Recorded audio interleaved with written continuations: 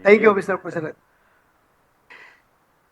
Mayroon It pa. was the Sunday of Mindanao Week of Peace. And for the entire Catholic Church, it was the first Sunday of Advent, the first of 4 Sundays where we light candles as a symbol of hope and signal our preparedness to welcome the birth of our Lord Jesus Christ. However, this should have been joyous occasion for the faithful, quickly became a day of sorrow. Magsisimba lang sana, Mr. President.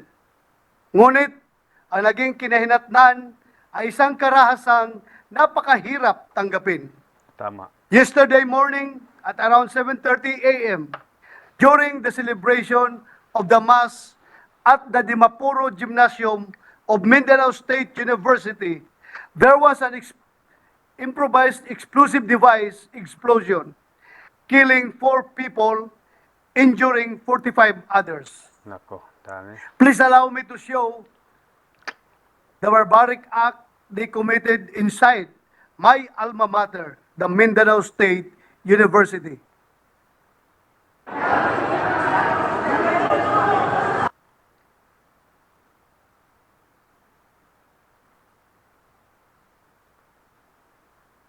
The people who attended Mass went to witness the lighting of a candle for Christmas. They did not expect that they would be lighting candles for the victims of this tragic event instead. I am sure that this august chamber is one with me in expressing our heartfelt condolences to the families left behind, as well as our condemnation for this meaningless, barbaric, and cruel act. If the word unsuspecting were ever have an image equivalent, yesterday's incident would have captured it. 21-year-old Chris Jurado recalls, "It was really sudden and everyone ran. When I looked behind me, people were lying on the floor. We didn't know what happened because everything happened so fast."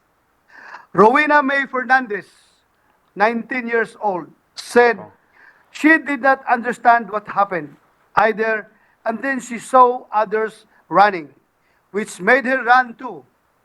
We cannot even begin to imagine the shock and the trauma that our students and teachers are now going through. Unsuspecting, the students and teachers who gathered at the MSU gym to attend Mass, unsuspecting, the respective bereaved loved ones and families who knew only that they were on their way to Mass, unsuspecting, the rest of the region who just hours before was jolted by a series of strong earthquakes associated with the Philippine Trends. Kung sa Bisaya pa, Mr. President, kung kinsa good in town ang magdahom, who would expect and prepare for the worst when all one intends to do is to take part in worship? No one, absolutely no one. But as I reflect on this heartbreaking attack, I realize this is exactly the way of terrorism, to catch us off guard, attack us when we least expect it. It is a betrayal of the most fundamental kind. It is an unforgivable act of violence, taking innocent lives without remorse and in the insidious guise of a noble cause. Mr. President, it was also in the Senate floor when I recounted my experience when I was still the city director of Davao City Police, wherein we had already caught two terrorists, but we had to let them go because under the law, time was not on our side. Only to discover that one of them, a Filipino who joined the ISIS, had gone on to behead German nationals in Syria. We have come so far since then, Mr. President, especially with the passage of the Anti-Terrorism Act of 2020. Kahit pa may ilang sumubok para mapawalang bisa ang batas na ito, nagpapasalamat tayo sa naging desisyon ng Korte Suprema kung saan binigyan nila ng importansya ang pagkakaroon natin ng bagong batas para pigilan at sugpuin ang terorismo. Pahintulutan ninyo ako na basahin ang ilang bahagi ng kanilang desisyon. Terrorism is no ordinary crime. As emphasized, terrorism is not confined to a particular space and time. It is often shrouded by uncertainty and invisibility. Unlike a typical war where armed hostilities are clearly apparent, most terrorist activities, including training, financing, and other forms of preparation, involve months or even years of clandestine planning. Terrorists have significantly improved their capabilities over time and expanded their vast resources, which include inter alia, sophisticated training, and the addition of weapons of mass destruction in their arsenal.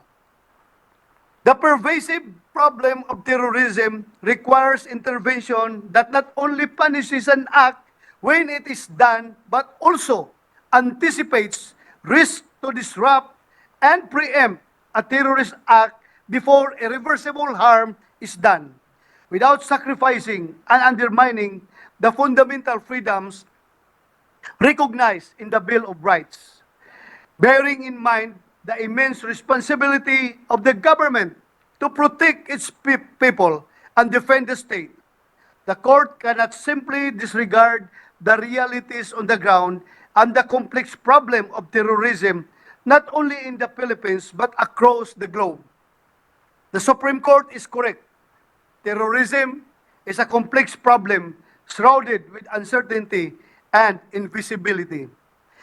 As terrorists try to strike fear in our hearts, they also attempt to threaten, to destroy all that we have worked hard for. And when I say everything we have worked hard for, I do not just mean the passage of the anti-terror law. I also mean the long-standing peace shared by both Muslims and Christians at the Mindanao State University, Mr. President. This peace, this harmony, is what prevails on and off campus. Ako ang makapagpatunay, Mr. President, dahil ako mismo ay nakapag-aral doon sa MSU. I am a living, breathing witness. Regardless of your religion, peace and love constitute the rule rather than the exception for all at MSU. This is how and why I am so certain that this is a terrorist attack. It is not rooted in any authentic acceptance of God and holiness. There can be no possible euphemism for it. It is an act of evil, plain and simple. The students and teachers of MSU consider the university as their second home. They consider this as their safe place for learning, shaping their dreams, and establishing lasting relationships. Sa pagsabog ng bomba sa gitna ng kanilang gymnasium, kung saan idiniraos ang kanilang mga masasayang school activities. Grabe, no?